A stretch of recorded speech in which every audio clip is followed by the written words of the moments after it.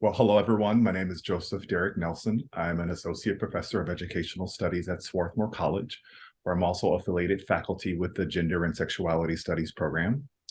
And outside of Swarthmore, I am a research director with the School Participatory Action Research Collaborative, which is based at the University of Pennsylvania. And it's a university school partnership organization that works with a cohort of single-sex schools for boys around race and gender equity.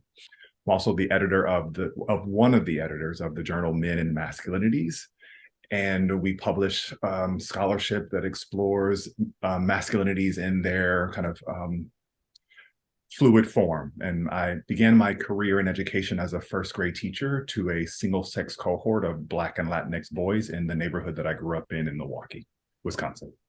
That's wonderful. And did that work inform your path, would you say? Oh, absolutely. So again, I began my career in education as a first grade teacher on the north side of Milwaukee, Wisconsin, which is where I grew up. It's one of the poorest and racially segregated neighborhoods for African-American families in the country.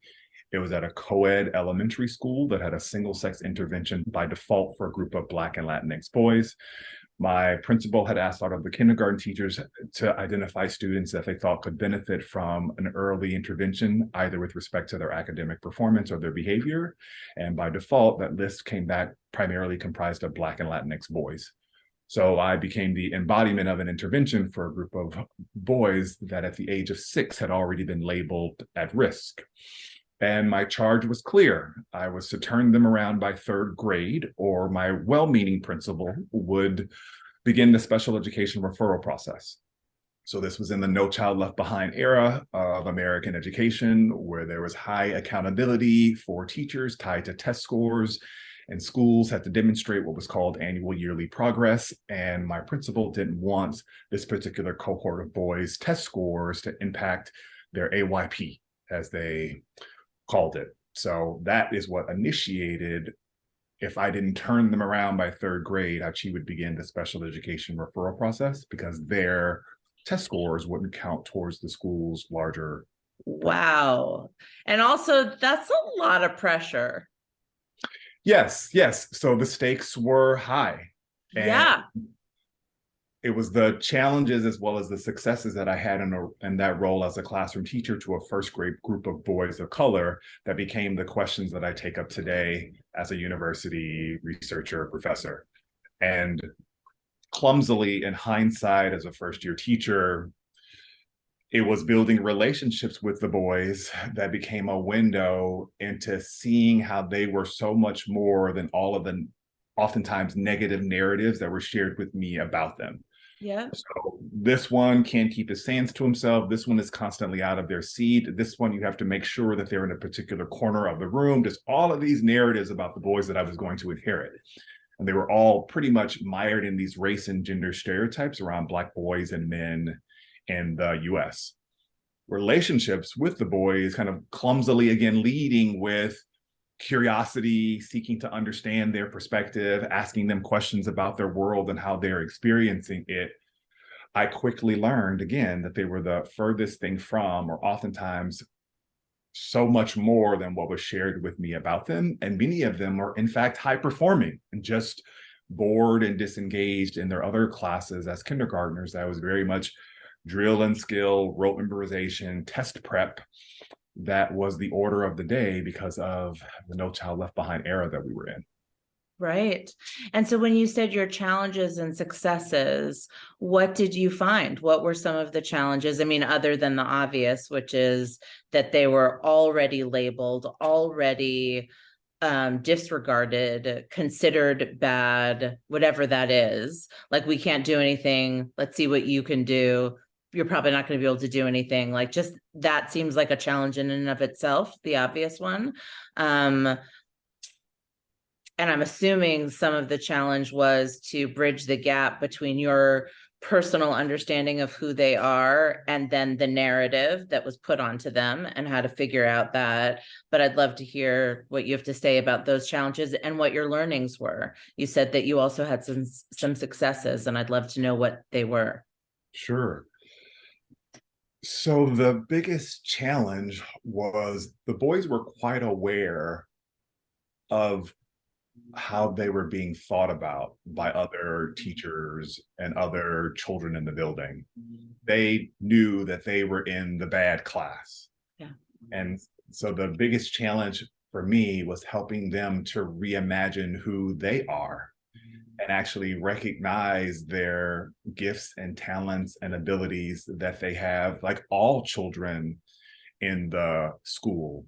So that's also a basis of my own work today, helping teachers reimagine Black boys so that they lead with curiosity, seeking to understand, emphasizing teaching and learning and development, rather than leading with trying to prove or disprove a set of stereotypes that conditions them to be more concerned with quarantine and control and management of their bodies. And relationships, positive learning relationships between boys and their teachers being a primary window for that reimagining to take place. So as much as helping them reimagine who they are as brilliant young scholars was the biggest challenge, but then how that one major insight, from my own research as well, is just the importance of relationships. When schools are navigating these lines of difference where white middle-class women being the kind of largest subgroup of US teachers, and then in urban public schools districts, which are usually low-income students of color, when you're navigating that line of difference, I think there's an intentionality that we need to bring to relationship building, so that then they too can quickly see, through leading with their own curiosity, how they're very much have all of the same desires, hopes, dreams, aspirations as all children, and just hasn't been provided such because of the stronghold oftentimes that stereotype have on young boys, where they don't even get seen as children, seen as little men or threats, again, to be managed. I think once teachers lead with curiosity, asking questions of their Black boys that are their students, and particularly at younger and younger ages, Yeah.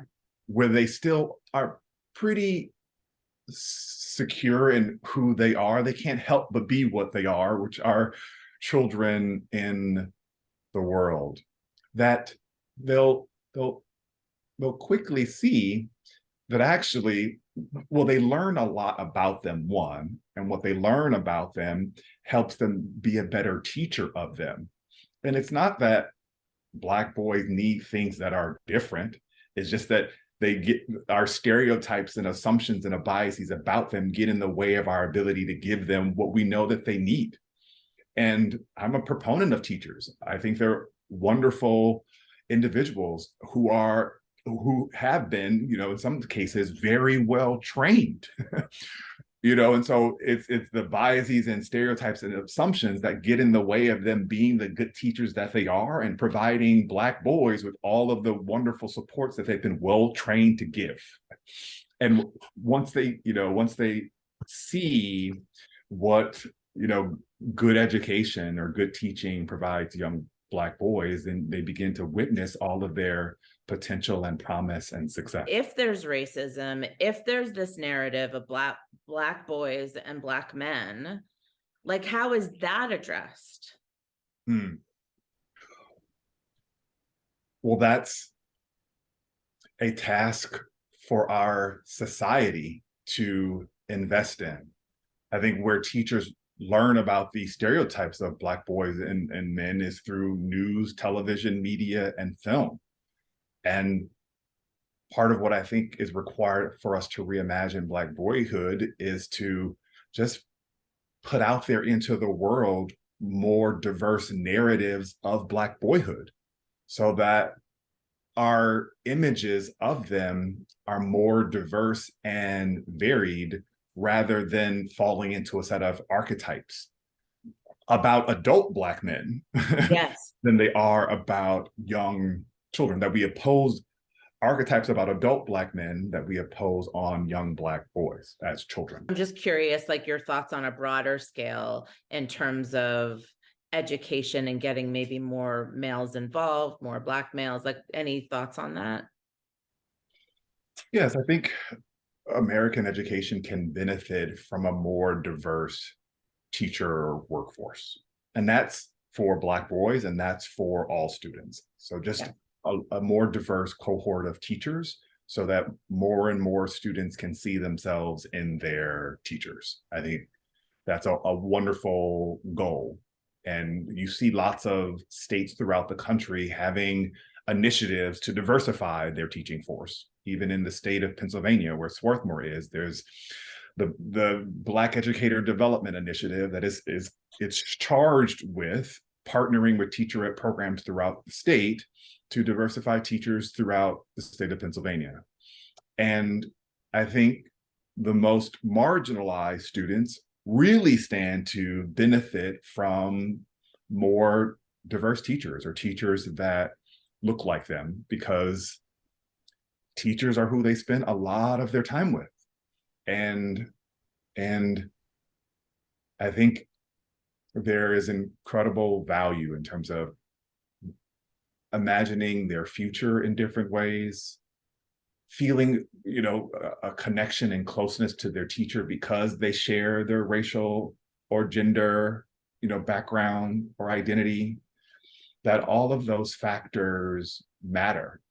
I do think it's another societal task where we commit to changing the narrative about certain professions being more aligned with different sex or gender categories than others. I think we need more women in traditionally male-dominated fields, which we're seeing increase in. And I think we need more men in fields that are stereotypically thought as more feminine, or for women that are more caretaking or service-oriented. Right. So I think it's another societal task to communicate a value for all people of all types to pursuing their careers and professions that they feel are most authentic to them, and not feeling like they have to commit to a path based on a set of patriarchal or gendered stereotypes about what careers they should pursue. In the US, there's still a dominant rhetoric about Black males being in crisis. And that crisis is framed by a set of negative statistics that say they're overrepresented in suspension and expulsion rates, and they leave the country in homicide, suicide, and incarceration, but then they're underrepresented in advanced placement and honors courses. That all of these adverse, negative social and academic statistics make up this crisis that then creates in us, all of us, a sense of anxiety and fear about who they might become as adults, which then compels us to make them little men and adults as quickly as possible as a way to prepare them, oftentimes for a world that is going to harm them or view them in a particularly kind of way, which is a real valid concern.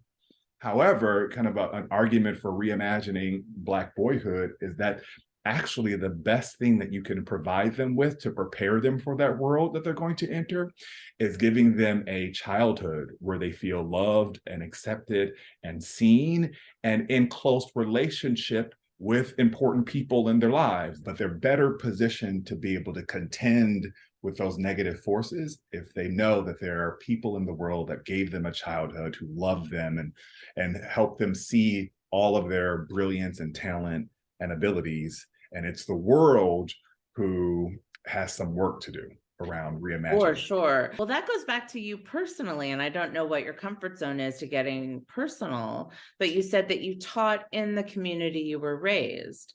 And I'm wondering if you attribute your success, not just as a man, but as an academic man and as an academic Black man in this world, trying to create change, which sounds like you're doing.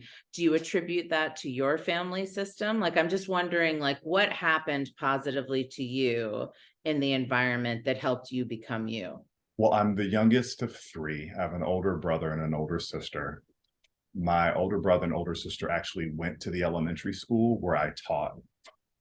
and went to traditional public schools in our neighborhood for elementary, middle, and high school.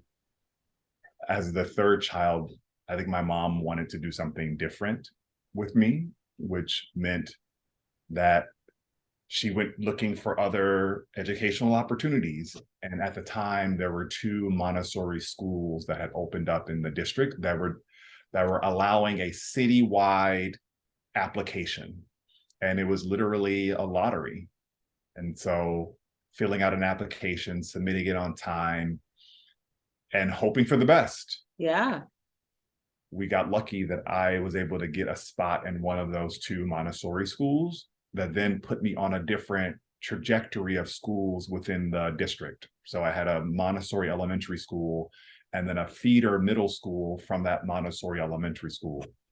But then it only was a different feeder school than it would have been if you had gone to where your brother and sister went. Okay. Yes, it was a completely different middle school that also had a citywide catchment and actually pulled students from, the two Montessori schools, because the middle school was framed as one that can transition Montessori, students into more of a traditional learning environment, or was designed in a way that could account for students who were taught in a Montessori elementary school.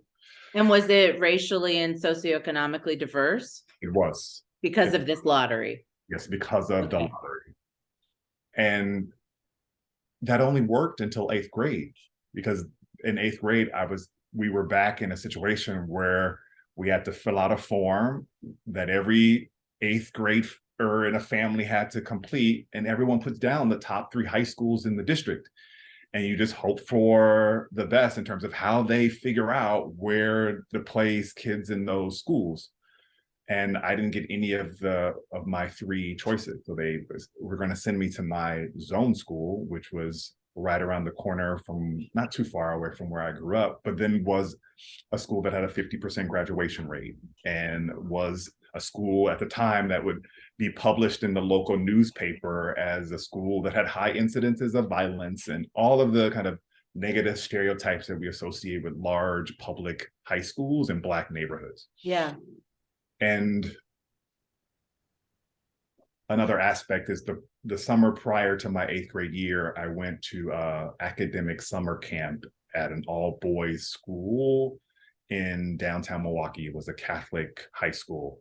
And I was just bored at home and didn't want to sit in front of the television all day, or I couldn't really play outside because my grandmother and mother was always hesitant to let me play in the neighborhood because of my glasses. They didn't want me to break my glasses. So I was always relegated to the front porch. I could be outside, but I had to stay on the front porch or in the fenced in driveway. And so it was participating in that summer camp that was led by a Black male guidance counselor of that high school. The Catholic school in Milwaukee? Okay. To help me, I called him and I asked if he would help me get into the school where he was a guidance counselor. And it was very late in the application system, but he helped me. He helped me with the application itself. He helped me prep for the interview and the simulated school day that I had to participate in, to then eventually get accepted and get a scholarship to go. So if it had not been for him, all of what we did, to make sure I got to a Montessori elementary school that fed into this, more progressive middle school, could have all been discounted if I ended up at my neighborhood high school. And that's to say, I had an aunt who taught at that high school, so there were Black teachers in that school that were doing the best they could to serve those students well, but it still was a school that was struggling. Really struggling, yes. Yes. So, I don't want this to be a narrative that is disparaging to a neighborhood school. No, and actually, based on what I know about you and what you've said, you probably would have done just fine, right? And learned and incorporated that learning into what you're doing, right? But it also sounds like you were serious academic even in 8th grade, and that you were recognized for that and helped, right? Well, I also was not a traditional boy in that, like, I wasn't especially athletic. I wasn't especially all that you would expect of a younger boy. My brother, actually, I often think of, if he wasn't my older brother, my childhood would have been much worse than it was. Like, he was an athlete, he was handsome, he was charismatic. All of the girls in the neighborhood loved him, and it was because I was his little brother that saved me from a lot of teasing and taunting and bullying throughout my childhood. But that then also set up in me a a desire to find something that made me feel good about myself. And school became that outlet. It wasn't that I was necessarily academic or even smart. I was just trying to find something that made me feel good about myself, because I was definitely not a traditional boy. So school just became that outlet. And, you know, the world, I guess, reveals to you what your path is. And I guess the only real area where I've had consistent success has been in academics. And somehow, some way, I found myself in academia, even becoming a professor. I like registered for the wrong class. And it was happened, and it was I was in grad school. I finished teaching, wanted to move to a different city, move to New York, and I thought more school wouldn't hurt. So I ended up getting a master's in sociology, but with a specialization in educational policy, and scrambling to fill out my schedule with registering for classes and working full time, because I grew up low income and was the first in my family to go to college. That was just my life, where you had to work full time and you're in school full time, and there was only one slot for a course to fit into my schedule, that this class was being offered, and I had to email the professor to ask for permission. And it was like a 2-sentence email asking for permission, and this happened to be a course that was a doctoral level course that I didn't know. And 2 weeks into the class, or 2 or 3 weeks into the class, the professor asked to see me afterwards. And I was like, okay. Whenever that has happened in the past, it's been because I wasn't talking enough in class. I had just failed an exam.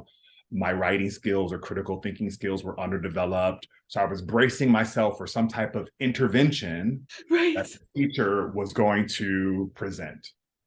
And she asked me how I thought the course was going. And I don't know, nervous and anxious at the time, I just mentioned to her that it's a lot of work. It's a lot of reading and assignments and so on and so forth. And she said, well, Joseph, you do know that this is a doctoral level course. And I remember looking at her being like, what? So no idea that this was a doctoral level course. And the professor of the course happened to be a well-renowned scholar in the field of urban education. So she had asked me, had I ever thought pursuing my PhD? And I hadn't. And all I could hear was my grandfather saying to me, enough school. You've been in school long enough. Time for you to get a job and make money, take care of yourself, build a family. And I don't know, I think, well, obviously, I ultimately ended up applying. I only applied to one doctoral program. Again, yet another situation where she helped me with the application, helped me for the exam or that I needed to take, and the interview with other faculty in the department that then somehow got me into this doctoral program. So that's this, I can point to very specific moments in my life that were like these factors that contributed to even me getting a PhD, let alone becoming a professor. Right. And going back to your brother, who is the good-looking, charismatic protector in some ways, did he and your sister end up having a different trajectory entirely because of the school? I'm wondering, like, if you can see not just your path as being different in that your brother wasn't bullied and you would have been, but even just, in terms of career and life. My mom did the best that she could with the circumstances and conditions that she inherited in our neighborhood and in our community. And she wanted to provide all of us with the best possible education. And also not really knowing too what that meant, because we've all been in this neighborhood, in this community on the north side of Milwaukee for at least 2 or 3 generations. Right. And the same set of outcomes, or working poor. We all had jobs. We all had multiple jobs, but they were oftentimes jobs that didn't necessarily lead to a sustainable quality of life. So, not to share as much of the specifics about my brother or sister's trajectory, Yeah. but my brother always struggled with school, and being an athlete was a pathway for him that ultimately didn't pan out. Okay. And then my sister as well. My mom, actually, I will say, for high school, tried a whole bunch of different schools for my sister, trying to find the right fit.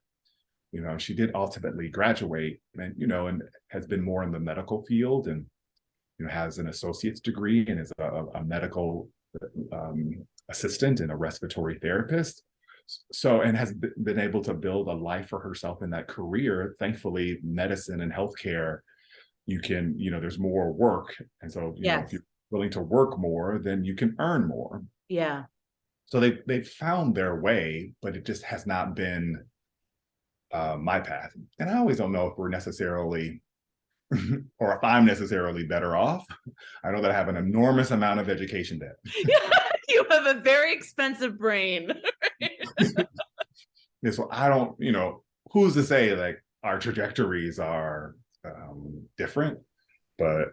Well, the reason I ask that, not necessarily that they would be the example of why you turned out the way you did and they turned out the way they did, and that it's all related to school, or even home life. I think what I'm interested in is less about the trajectories of the siblings, like you, and how you compare to them, and more if early education were to reimagine Black boyhood and see Black boys with potential and help them. It sounds like you were helped along the way. And if they were helped and guided and believed in, instead of being thought as a problem, what that could potentially do for a whole generation, right? Like just that early education, and from what I understand at Montessori, it's all play-based, right? Or a lot of it. And so I guess I'm just more connecting those dots, right? Of like, you were given the chance to play, maybe not in your neighborhood, not off the porch, but in your school environment, you could. And then what that ended up helping you do. And that you kind of are an example of what you're wanting to see more in public education, right? For all kids. Well, I would like for boys to not have to go through what I had to experience, because I do feel like a lot of what I had to contend with represented what I argue as an unjust level of resilience. We have to think about what roles can schools play in mitigating the inordinate levels of resilience that are required of particularly young Black boys who grow up in poor neighborhoods to be successful. Yes. The broader narrative is work harder, stay out of trouble, and you'll be successful. But that is debilitating over time for someone who is a child.